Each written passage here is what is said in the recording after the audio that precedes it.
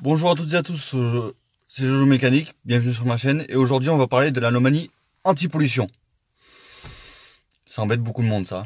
Allez, générique.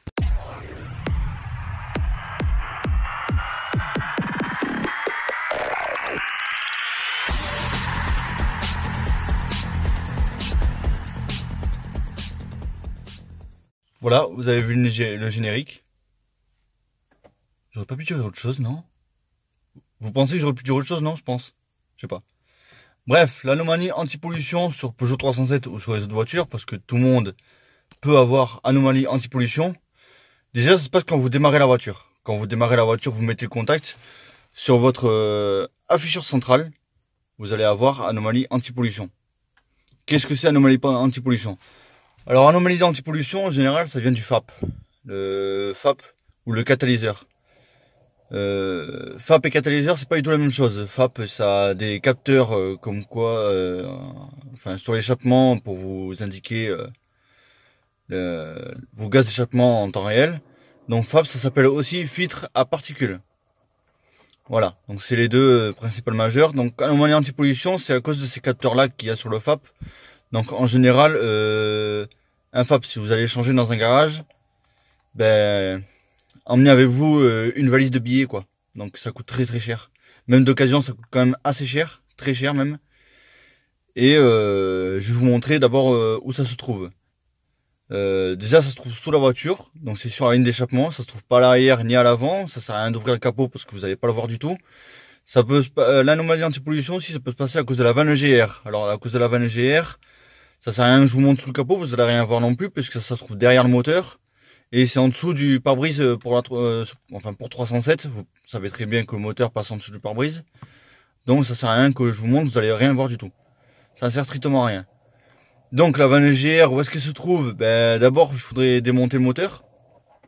Donc ça c'est très chiant, comme j'avais fait pour changer de turbo. Je crois que sur la vidéo pour changer de turbo, je vous avais parlé de la vanne GR, je pense. Je crois.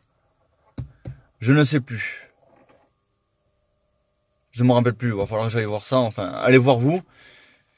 Et le FAP ou le catalyseur. Le catalyseur, c'est pour les 307 2 litres HDI 90.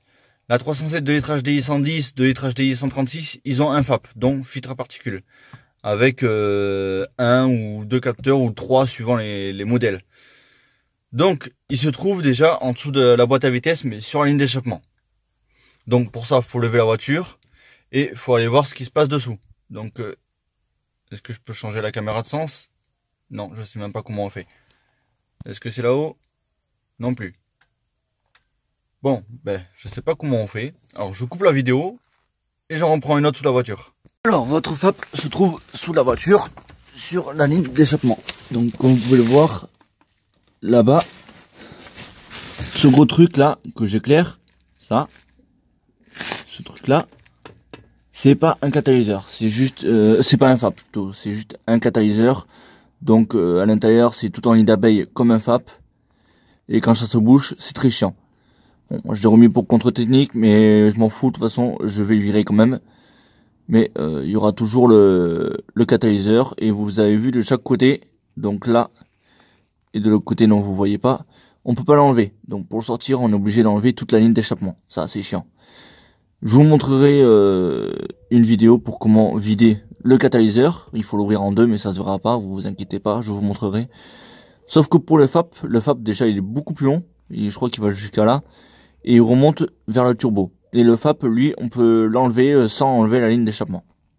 Et le FAP, il s'ouvre en deux, donc un côté avec un peu comme un filtre à air en tissu, hein, on va dire. Et de l'autre côté, ben, pareil de ce qu'il y a là-dedans, mais avec des capteurs.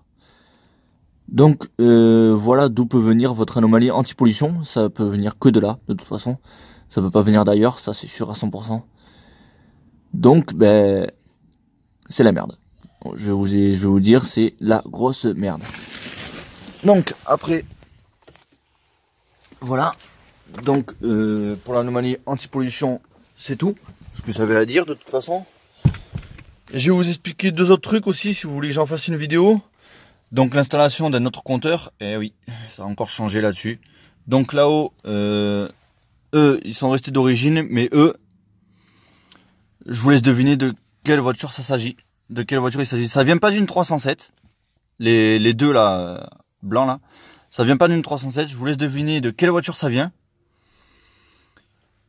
Je vous laisse deviner ça. Dites-me-le en commentaire pour savoir, pour que vous deviniez de quelle voiture ça vient. Et je vous expliquerai dans la prochaine vidéo de quelle voiture ça vient exactement. Après, une autre chose aussi, si vous voulez que je vous en fasse une vidéo, j'en ferai une vidéo. Je vais vous montrer. C'est les clignotants. Ah, ça. Donc c'est quand même assez joli. Vous allez voir, la voiture est un peu crade parce qu'on est en été. Donc quand je ferme la voiture, ah non là elle va pas le faire, elle va pas le faire. Ah là elle veut pas me le faire. Elle me l'a fait de l'autre côté. Voilà. Donc c'est fait aussi office de feu de jour. Si vous voulez que je vous en fasse une vidéo aussi dessus, je vous en ferai une. On va démarrer la voiture et je vais vous montrer.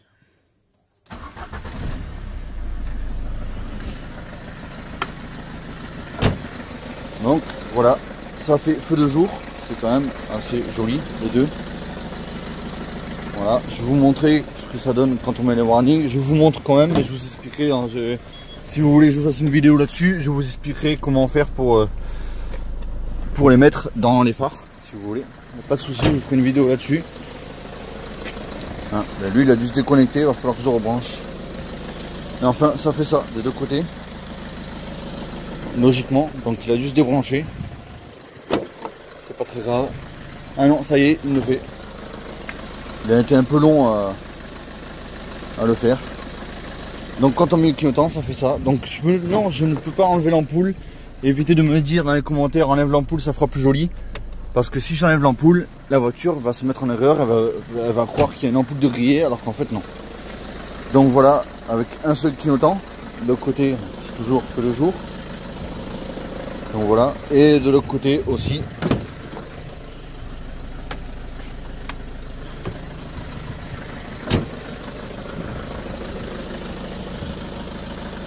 Donc voilà, et ça revient feu de jour quand vous enlevez le clignotant. Donc si vous voulez que je vous fasse une vidéo là-dessus, je vous en ferai une. Il n'y a pas de souci. Je vous ferai une vidéo là-dessus. Et qu'est-ce que je voulais parler d'autre aussi, ben c'est tout. Bon, désolé si j'ai pas fait de vidéo, ça fait un moment que j'ai pas sorti de vidéo, j'avais quelques soucis personnels. Donc j'avais pas du tout le temps de faire des vidéos, puis j'avais une infiltration d'eau dans la voiture qui venait aussi de mon câble d'ampli. J'avais de l'eau partout là, c'est trempé d'eau. Mais bon, je vous ai déjà fait une vidéo là-dessus, pas besoin de vous réexpliquer. Donc voilà. Je vous dis à la prochaine pour une nouvelle vidéo. Et si vous voulez que je vous parle du compteur et des clignotants à l'avant qui font office de feu, qui font feu de jour aussi, dites-moi en commentaire, j'en ferai une dessus. Il n'y a pas de souci si vous voulez faire pareil. Et je vous dis à la prochaine pour une nouvelle vidéo. Abonnez-vous à ma chaîne, partagez, tout blablabla, blablabli, blablabla, comme d'habitude. Salut les amis!